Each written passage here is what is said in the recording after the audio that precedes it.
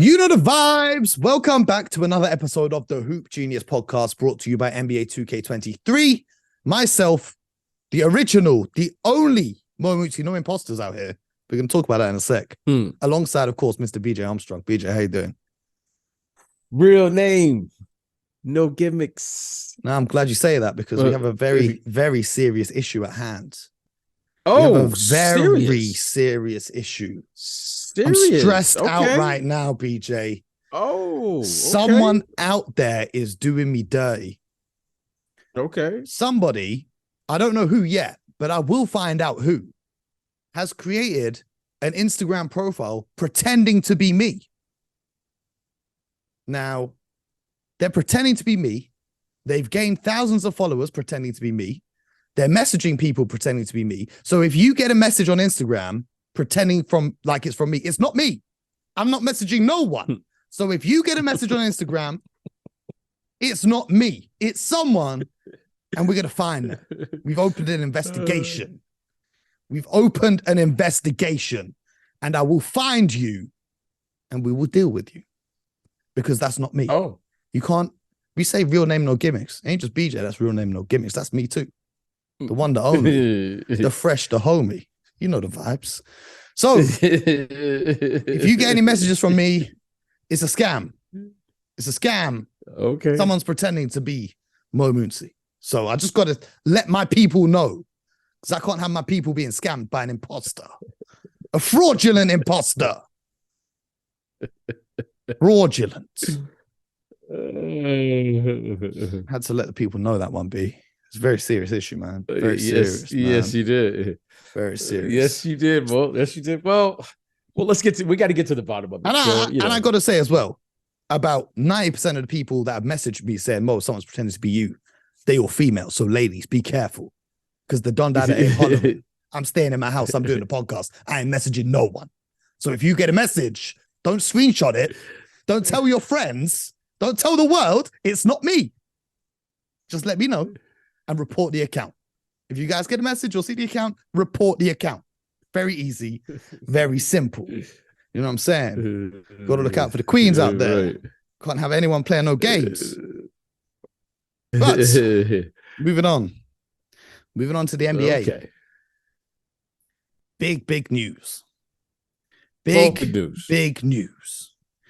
BJ, huge news. Monumental news. Now, I don't know how long you guys have been watching the NBA, right? If you're long-term fans of the NBA, you will remember it was in 2010. There was a little lockout. In 1999, there was a little lockout. And a lockout is when the NBA owners, the guys who own the teams and the NBA themselves, can't come to an agreement with the Players Association, and they're negotiating against each other, and they can't come to terms on what's called the CBA, the Collective Bargaining Agreement. Now, if the parties can't come to an agreement, there can be no games. That's why, we saw players playing overseas, players playing in the park, players playing in pickup leagues, because there was no NBA way back in 2010. So now, the NBA and the NBA Players Association have reportedly agreed to a 7-year collective bargaining agreement, meaning there will be no lockout, BJ. Basketball will continue. Amazing news for fans, players, teams, and all the rest. And we're going to dive into this collective bargaining agreement with everything that's been reported. We're going to break down all the new features that are coming to the NBA. BJ, I know you've heard the news and you've had a chance to look at it. What was the first thing that stood out to you? Well, the first thing is okay, how did this happen? Draymond Green is very unhappy. He's been on the Twitter timeline saying that the Players Association have fumbled and they had all the leverage. He's not happy with what they negotiated. And we'll talk about why in a sec. But continue. Yeah. I did not see the details of the deal, but it just how did this happen? How did this come about? It was a Friday evening in the States, and all of a sudden, this was leaked out on ESPN that a deal was done. How did this happen? When did it happen? What were the parameters of the deal? I'm anxious to see it. I'm excited to see what they actually negotiated. the fact that there won't be a work stoppage, I guess is good news. However, when you do a deal, if it's going to be a good deal, it has to meet what needs to happen in the short term. And then you're talking 7 years from today, 7 years, all right? You're anticipating mutual opt out after the 6th year. So you're hoping that this deal will, on both sides, that it will participate in the upside of whatever the deal could be. So, without seeing the deal, I want to see it, but that seems like a long time. But it must have been good enough where the owner said, you know what, let's lock this in. Mm-hmm. And that's what makes me nervous. So, but you know what? Let's see what it is. So we have a few details that have leaked. Let's go through them.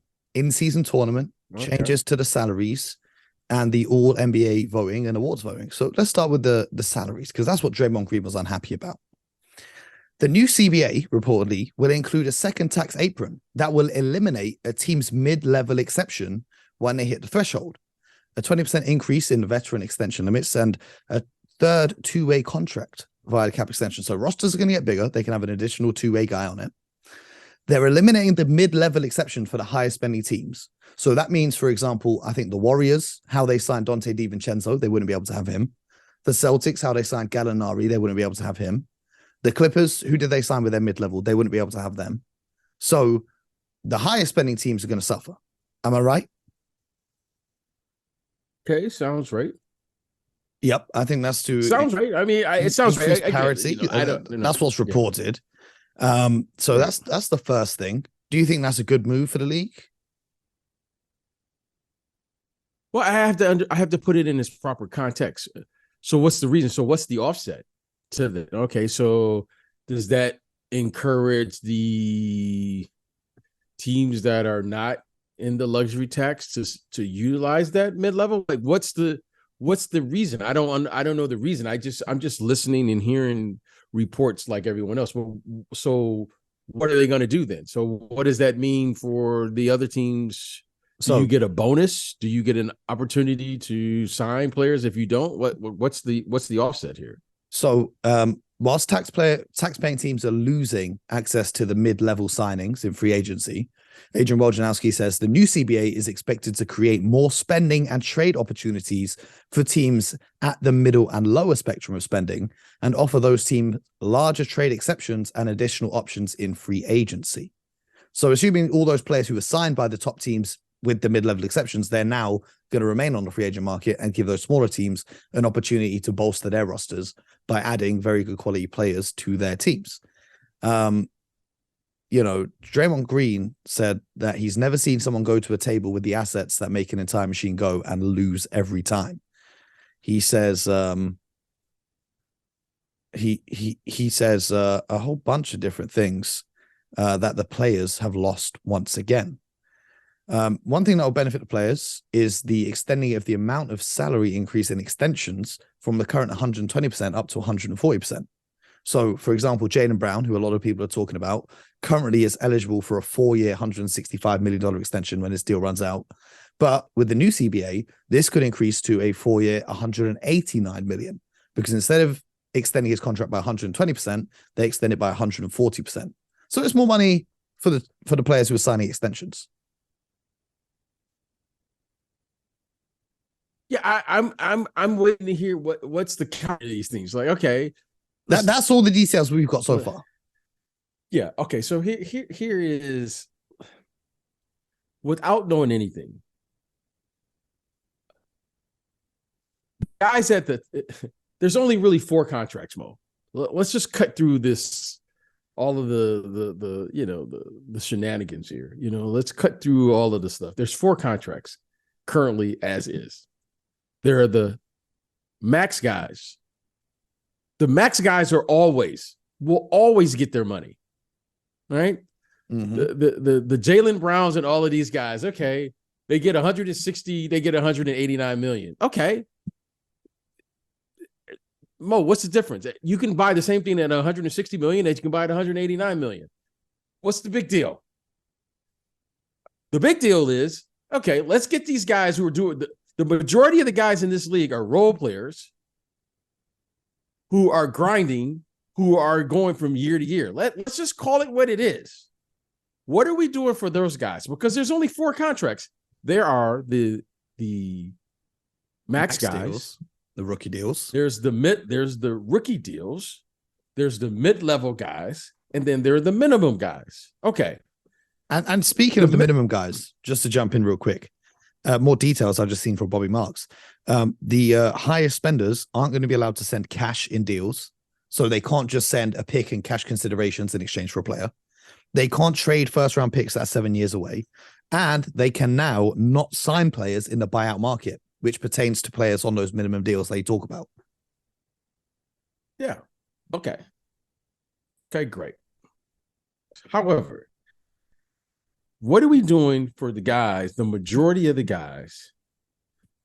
And we talk about this all the time. This is why, like, I'm like, you know, at a certain age, you know, I've lived through too many of these now I don't, you know, I want to get excited about these deals, but I just listen because of the following.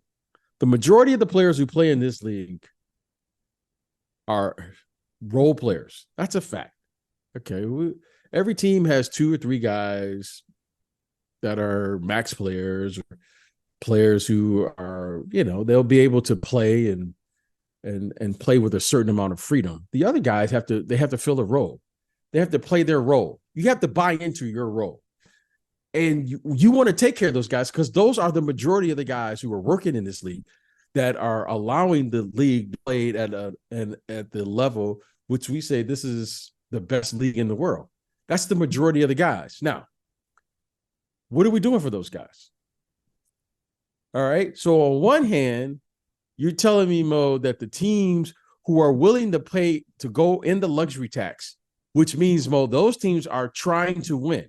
Mm-hmm. I'm going to say this again. The teams are in the luxury tax, the Celtics, the Clippers, the Warriors, the Bucks. All of these teams, Mo, are spending with one thing in mind because they believe they have a chance to win. Is that not true? That is correct. And under the new CBA, deals like KD going to Phoenix or when the Brooklyn Nets went and traded for James Harden, they would actually be impacted. And I don't know if they would still be allowed under the new agreement. Right. Again, without seeing it. So now we're trying to encourage people, you know, what teams have the ability or they can do whatever they want to do, right? So now we're going to penalize those teams who are already trying to win by saying you can't now utilize your mid-level. You can't now utilize additional cap spaces and exceptions and stuff because of the rule. But the teams who have already made a decision not to win or determined they can't win, we're saying you can use X amount if you so desire to. Mm-hmm. Again, without knowing it, without reading it, this is just my reaction. Yeah. So in the end, Mo, this is a league, professional sports. I don't care what sport it is, will always be predicated on 3 things: competition, winning, and entertainment. And entertainment value, right? I mean, entertainment. Yeah. Okay. It's broadcast on ESPN, the Entertainment Sports Network. Okay. So in the end, that's the sport, right? We want to create an environment that says we want the most competitive environment possible. We want the teams who win in that competitive environment. And then, Mo, we would like to say and be entertained while we're doing it. Mo, that's professional sports. Mm-hmm. So now when you start penalizing one and taking away something from another and doing all of these things, Mo, then listen, we all know, Mo, there's only so many great players. Yep. However, Mo, that doesn't mean that you shouldn't compete. Yep. Like there's only so many Giannis's to go around. So now if you don't have Giannis, you're like, okay, well, I'll just be tanking a middle of the pack team and Mo, utilize my mid-level exceptions. And then now I've got a built-in excuse of why I'm not going. That's just my Mo. There's no excuses. No matter what, I had to play against the best players in the world. And I had to find a way, Mo. And that's what makes sports great, because Mo, we love upsets, we love the underdog, and we love to see competition. We love competition, Mo. Well, most people do. I mean, I mean, if you don't, then I don't know what's wrong with you. Yeah. So that's just my initial reaction. Again, I have to read it. I got to see it. But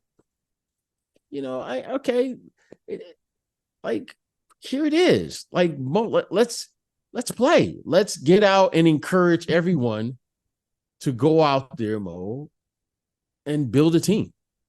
And build a team you think can win. Think about it, Mo. It's real simple. Build a team and build a team that you think can win in the postseason. But practice the way you're going to play in the regular season so that when you get to the postseason, you'll be ready to go. So, I think we're complicating it just by listening to it. But again, I haven't read it. Okay. Well, there's a few other things. There's the introduction of the NBA's mid-season tournament, which is going to be pretty interesting. So the in-season tournament, 8 teams will advance to a single elimination final in December. The other 22 games will continue with the regular season. All the games played are part of the normal 82-game schedule, and the only teams that will play extra games is 1 extra game for the 2 finalists. So I'm assuming that some regular season games will be designated to tournament play, and the prize is going to be £500,000 for each player involved in the teams, which obviously you might think of Jaylen Brown's 169 million. We just talked about, what's 500 grand, but for the guys you talked about on the minimums and on the mid-levels and the guys that are grinding, that might be a big deal for them. So I was initially kind of hesitant about the idea of this tournament. However, why not? Because if it's still part of the regular season and there's not extra games, then we're still going to have an 82-game schedule. Why not? It might make the regular season draw more fans in. Obviously, people like me and BJ, we watch every game, but for casual fans, it might mean a lot more if your team is competing for some sort of prize. They could be eliminated from a tournament. It's pretty interesting. The final 4 of the in-season tournament will be held at a neutral site, probably Las Vegas, which is maybe a little test for the NBA to see if a franchise would survive over there. So that's the in-season tournament. They're trying to do something like the FA Cup, which is a football tournament over here in the UK. Adam Silver says that he feels like he's had productive conversation with the Players Association, whose approval, of course, would be required to change the format, and he thinks that the players are interested as well. So that's that in-season tournament. What do you think about that?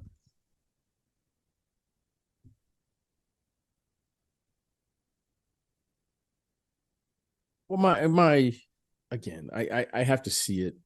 I got to touch it. I got to feel it. I have to be able to talk to people that I respect in the business and try to understand the economics of why they're doing this. Then I want to talk to basketball people who, that I respect. And more importantly, I want to talk to the players to see how they feel about it, because when you're playing in a Mo, it's a different brand of basketball, right? You're playing in a regular season, and like for instance, we saw we just talked about, I think it was yesterday or the day before, we talked about the Milwaukee Bucks playing on a back-to-back. They play in Indiana the night before. They come in, they play against the Celtics on the second game of a back-to-back. They get crushed at home, and then they regroup and they play. Suddenly now, Mo, you stop that game in Indiana, and then now you have to prepare for a tournament, which is a single game elimination. That's a different level. That's a different game. That's a different way to play. That's a different way to coach. When you're playing in elimination tournaments, that's a totally different game. It's a totally different mindset. Now you're playing in a neutral site. Now you're talking about, do fans travel? Like, who has the advantage? it's a different game. You know what I mean? Like when you watch the games in the bubble mode, that was different than watching the games and playing on the road in the playoffs. I don't know, Mo. It's the NBA game is a very unique game. It's the only game, to me, it's the purest form of the game itself, right? It's different than FIBA. It's different than high school basketball in America. It's different than college basketball. It's a unique game. And now we're tinkering with the game and we're creating a different game. So now you're asking these men who've played this game since 1946 with the same formula, basically, to suddenly now you're going to change it up and play these in-season tournaments. I don't know how this works. Maybe it's better. I have no idea. I'm open to it. I would like to think that I have a growth mindset, that I'm open and that I'm open to new ideas and new challenges and new things. However, I don't see initially how this improves the game. Right? I don't initially see it, but maybe I'm wrong. I don't see how this is going to improve the quality of basketball. I don't see how this improves, which, all of the players now are complaining about load management. Okay, well, let's just get another trip in here and go to, I don't know where the games will be played, Vegas or wherever the games are going to be played at. And let's just do that. You know what I mean? Let's just have more travel and more this and more of it, and have a single game tournament elimination and da. Okay, maybe it's better, Mo. I don't know. Maybe it is. So I'm gonna reserve judgment here and just say, let me just have a wait and see approach. But it doesn't sound like it's improving the game to me. That's my initial. If you ask me what's my initial response, improves the game. I don't see how it improves the quality of the game. I don't see where this is going to, create an environment where the players will improve because of it during the midseason, but again, I could be wrong. So, I'll just kind of take a wait and see approach. Okay. It's interesting. There is a couple more things that have been included. The NBA will no longer be prohibiting marijuana under the new 7-year CBA. It's been removed from the anti-drug testing program. About damn time. That's what I'll say on that. Should be. I don't know if that's going to make a difference. That's all I can say on that. That's what. Shout out to Matt. Again, Bo, I'm just waiting. Bo, without criticizing anything, I just want us to improve the game. Okay, so here's one that improves the game. Here's my favorite part. As part of the new CBA, between the NBA and the NBAPA, the all NBA teams will now be positionless. So instead of either having to choose between Jokic and Embiid for first team all NBA, they can both make it. But here's what makes everything better. Players must appear in at least 65 games to be considered for the all NBA teams, or, unless I'm mistaken, the awards such as MVP, Defensive Player of the Year, etc. It's one way to deter teams from resting star players frequently for load management. Long-term injuries will be an issue, but some players who haven't played full seasons have recently made all NBA teams. So this season, Steph Curry, Ja Morant, Kevin Durant would be ineligible to make the all NBA first, second, or third teams. Last season, LeBron James wouldn't have been able to make it. So, I think, first of all, this one's pretty important for Joel Embiid. He's got to win MVP this year because with his track record of health, we don't know how many more seasons he's going to get with more than 65 games. I think eliminating positions is fantastic. But also, the all NBA teams were positionless at the start of the NBA up until 1955, until they added in positions then. But yeah, so I think they're forcing players to have to play. Now, BJ, I know how you feel about that, and you feel that all players should want to go out and play, but they are forcing players to play at least 65 of the 82 games. If it was me, I'd say 75, but obviously you got to account for injuries, etc. What are your thoughts on that, Mr. Armstrong? On the 65 games, right? Yes, sir.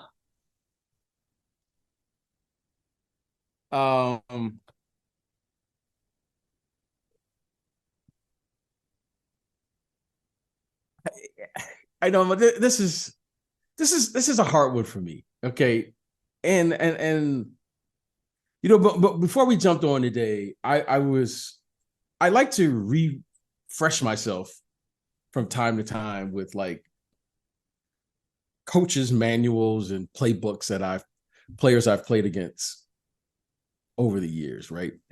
And just before we got on today, I was reading Pat Riley's manual that he passed out to his players. Mm-hmm.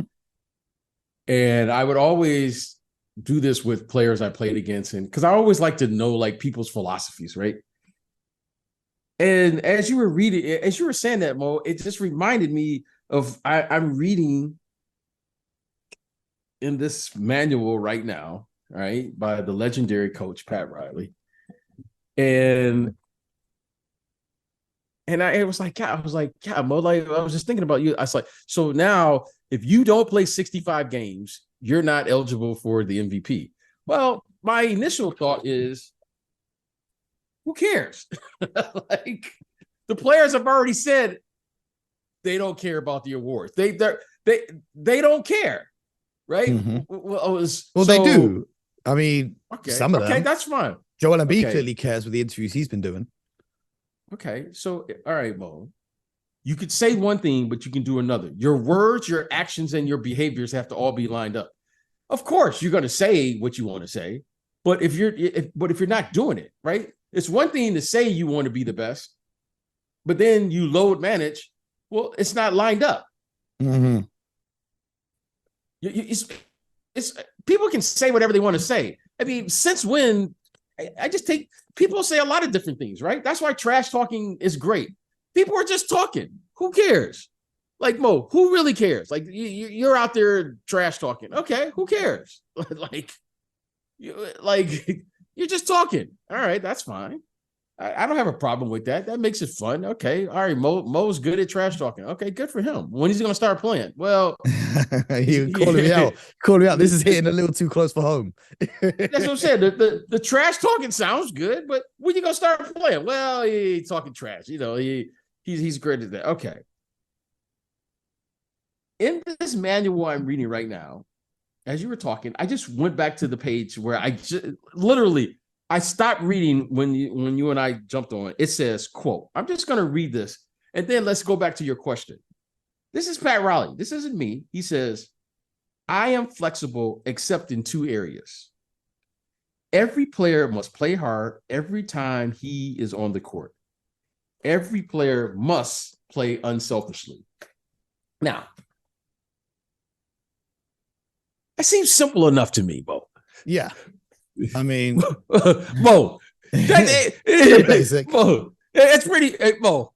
Since when now, Mo, do I have to tell the players if you want to be considered for the MVP, which is an individual award? I mean, Mo, I'm a little like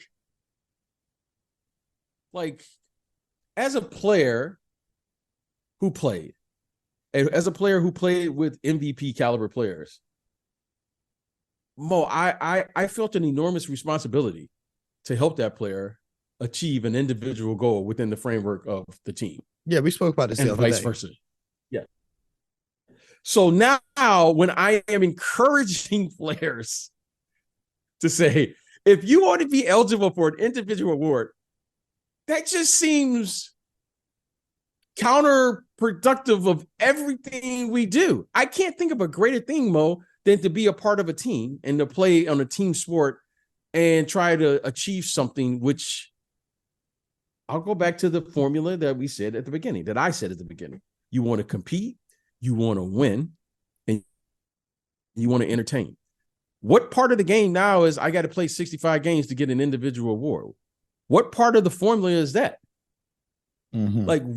Like what part of the game is that? Like Mo, like what part of the game is that? If you're not trying to improve the game, how does that improve the NBA game? Mm-hmm. We're trying to win. Winning is the game. Mo, winning is what this is all about.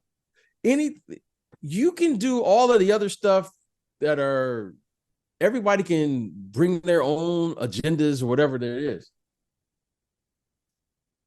I'm going to read it again, Mo, so that we can just look at it. I am flexible except in 2 areas. Every player must play hard every time, not some of the time, not most of the time, every time he's on the court. Mo, that seems pretty. Is that asking a lot, Mo? I'm just asking you to play hard. I ain't say you got to play great. I didn't say, Mo, you got to make 10 threes. I didn't say, Mo, you got to win the game. I said, Mo, every time you step on the court, Mo, I just want you to play hard. And then the second thing I want you to do, Mo, is every player must play unselfishly. Mm-hmm. Mo, this is a team sport. 100%. Know your role, Mo. Okay. Mo, know your role. Play your role. Okay? Play your role, Mo. Perform your role within the framework of the team. Mo, every day, practice your role. Mm-hmm. You may not like your role, Mo, but if we're winning, accept your role, Mo. Mm-hmm. And understand what we try to do as a team here. Now, since when, Mo, did Mo say, well, you know what? Hey, guys, I'm trying to be the rookie of the year. So Mo comes in and say, hey, man, I'm trying to win the scoring title this year. Hey, man, I'm trying to win MVP this year. Hey, man, I'm trying to be 6th man of the year. Mm-hmm. Since when, Mo, did this come into play? Mm-hmm. Like, Mo, this is a team sport. I'm trying to get, Mo, imagine you and I are coaching. I'm trying to get guys. This is a selfish game. This is an unselfish game, I'm sorry, played by selfish people. And it's our job, Mo, as coaches, to unselfish those selfish people. Mm-hmm. Since when did we start bringing minimums and maximums and all of these things into the equation? Mm-hmm. Mo, hey, man, you got a good shot. Pass it to that guy over there who's got a better shot. Mo, your teammate gets beat, help that guy out on defense. And then you got to trust the fact that somebody else is going to help you. Mo, the coach brings you out. Trust the fact that the coach saw something that's going to help the team, that's winning the game. I don't understand all of this, Mo. It doesn't, to me, how is this helping the game? Mm-hmm. Everybody's got a role. Mo, this is a team sport. Mo, I made a commitment to a team sport. I made a commitment to Mo to say, okay, him and I got to figure out how to work together and understand what we're trying to do. And all of the individual accolades that come with that, Mo, hey, hey, man, hey, whatever, it'd be great. But we're trying to figure out how to win here. Mm-hmm. So when are we going to get back to what makes team sports great? Like, what's the team doing? Like, okay, if a player is hurt, Mo, if a player is hurt, Mo, we have a responsibility to move on. Mm-hmm. I hear you. I mean, the game's going to keep coming. I hear you. So, unfortunately, in the real world, we got to deal with the fact that guys don't want to play sometimes. So they're finding a way to force them to play. Okay, that's what it is. But here's why they don't want to play. Let's address that. Let's just address that, Mo. Why don't guys want to play? Okay. I don't know. Maybe it's just me. Guys don't want to play because it's very simple why they don't want to play. We've devalued the regular season by saying nothing matters other than just winning the championship. Mm-hmm. That's what we did, Mo. We did this. And that's why they want to put the tournament in as well, to give them something else to care about. No. But Mo, we devalued this.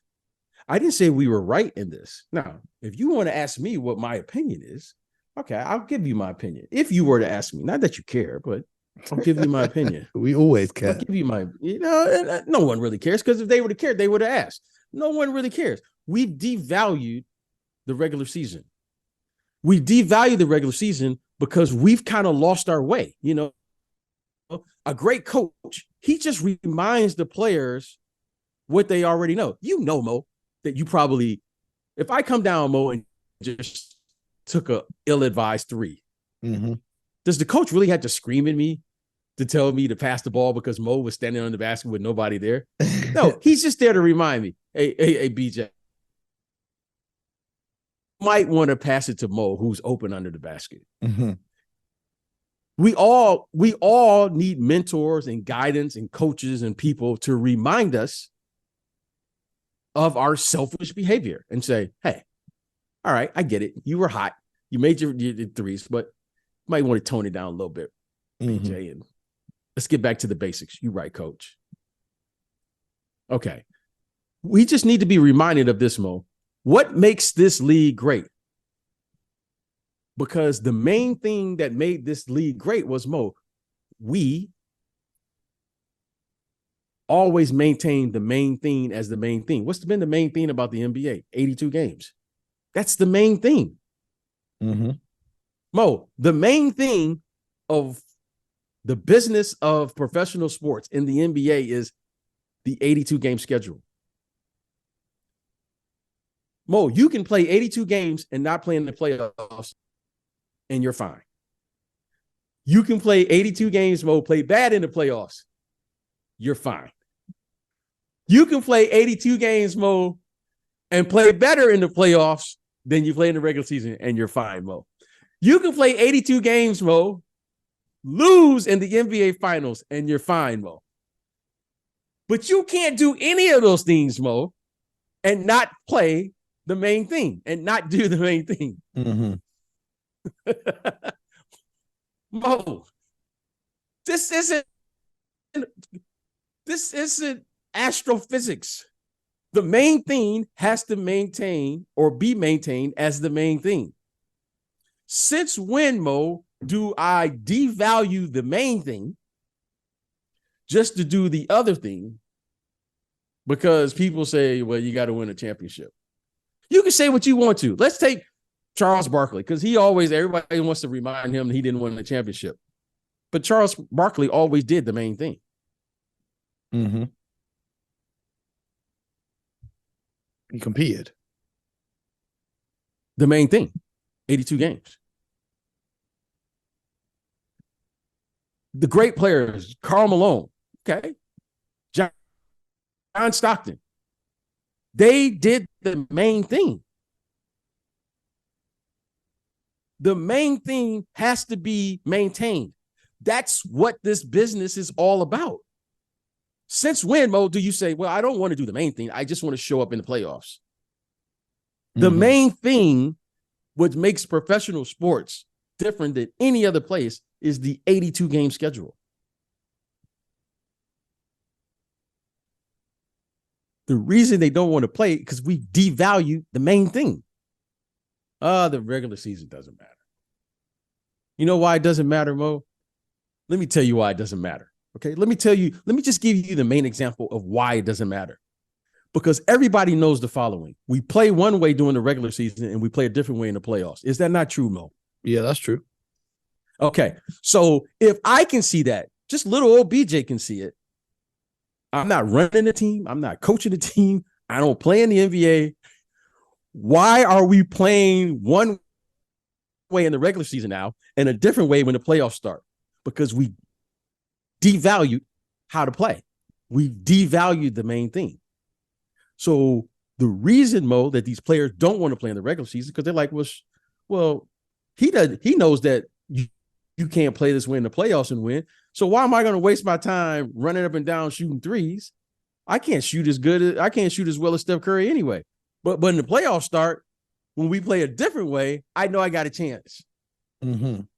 That's why they don't want to play. Because why are we changing the styles in the playoffs? That's why I love watching the Celtics play. Because you know what, Mo? They play physical now, and then they're going to play physical in the playoffs. I hope it gets to a whole nother level. Absolutely. Mo, absolutely. Milwaukee, they play playoff basketball in the regular season. Oh, is that why those guys like playing and the other teams don't? Because when you devalue how you play and when you devalue winning basketball, then you're like, well, this doesn't make sense to me. So I'm just going to go up and down and shoot 100 100 threes in the course of a game in the regular season. And then when the playoffs start, everybody's going to say, well, the game slows down and it's more physical. Well, let's play that way during the regular season. Mm-hmm. If we know that, Mo, if we know that, why are we playing that way? Mm-hmm. So I'm not mad at the players.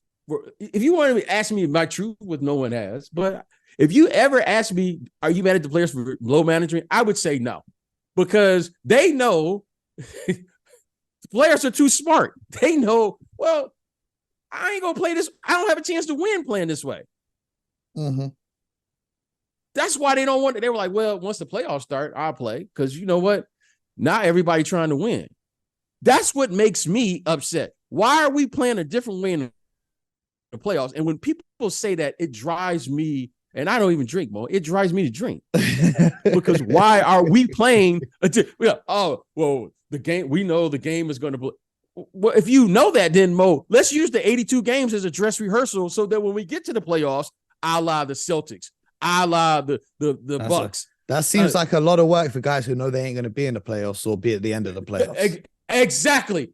Exactly. So if you know that, Mo, then you're like, screw it. I'm not wasting my time. Mm-hmm. But Mo, that's players know.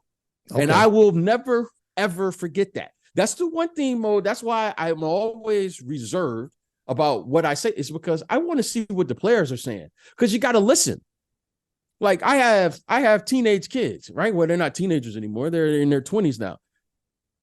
I got to listen to them. I can't just be like a parent and be like, oh, well, I know everything. You don't know anything.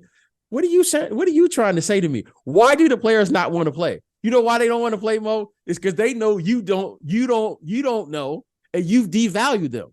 Mm-hmm.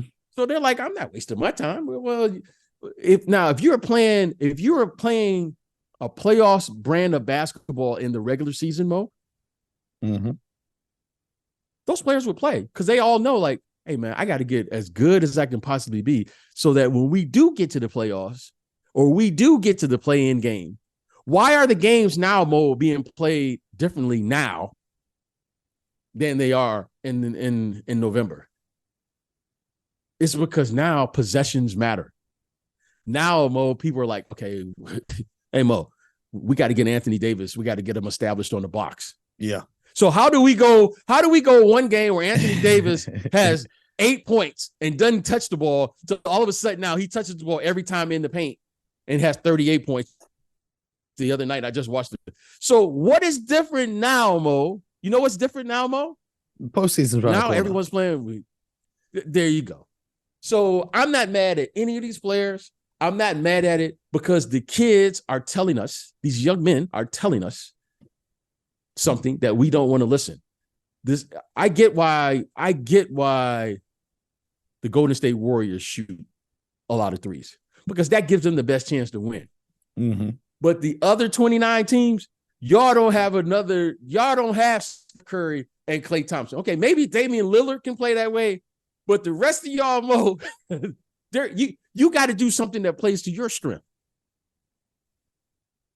And that's, to me, is why these players don't want to play. And when I ask them this, Mo, and when I ask the players why, this is what they tell me. So, Mo, this isn't me this isn't a hot take. Who's listening? Am I just the only guy that's listening, Mo? Or is this just, well, it's more entertaining. It's fun to watch guys just shoot threes. Mo, how come when you shoot those threes like that, ill-advised threes in the playoffs, now suddenly people are like, no, you can't do that. But now in the regular season on a random night in January, oh, they got up 63s, 73s in a game. Yeah. So Mo, this is a real thing. Ask the players. I'm just repeating what was told to me by numerous players. Mm-hmm. That's why load management is here, is because they understand players want to have an opportunity to win. We should demand that we're trying to win. We know there's only one team can win, but at least try to win. Mm-hmm. I hear it. Well, Beautiful insights as always. That's the new updates to the CBA, and that's BJ's expert opinion on why players don't want to play. Let us know your thoughts on social media and Discord. I'm not. Mo, I'm not an expert. I really challenge myself to listen to the people who are performing. You know what I mean? Like Mo, like, you know what I'm saying? This isn't like, well, because the game evolves. The game should change. The game should improve. But the players are saying something. When your kids are telling you something and you're just fighting it, what are they trying to tell us? Mm-hmm. Why don't they want to play? Mo, think about this. I'm going to pay you, Mo, $30 million a year. And you're like, no, I don't want to play. Well, why? Yeah. Wouldn't that be the first logical question? Mo, I'm paying you $30 million a year. And you're like, no, I don't want to do that. Nah, $30 million a year. I'll do $3 million a year. I'll do anything. Mo, I'm only going to ask you to play 82 games. Mm-hmm. 82 games a year. And you go, no, I don't want to do that. Nah. Well, why? Well, don't I have an obligation to listen? I mean, Mo, that's not a natural response. Yeah. It's sad. It's sad. But regardless of if they want to play or not, we're going to be here doing our thing regardless. And they all want to play now because the playoffs are almost here. So stay locked in all week long. We're going to be back with more from the Hoop Genius podcast. Make sure you don't miss an episode. Subscribe, share with a friend, all that good stuff. And most importantly, also, remember, if you get a message from me on Instagram, it's not me, it's a fake account. But more importantly, or maybe less importantly today, get buckets.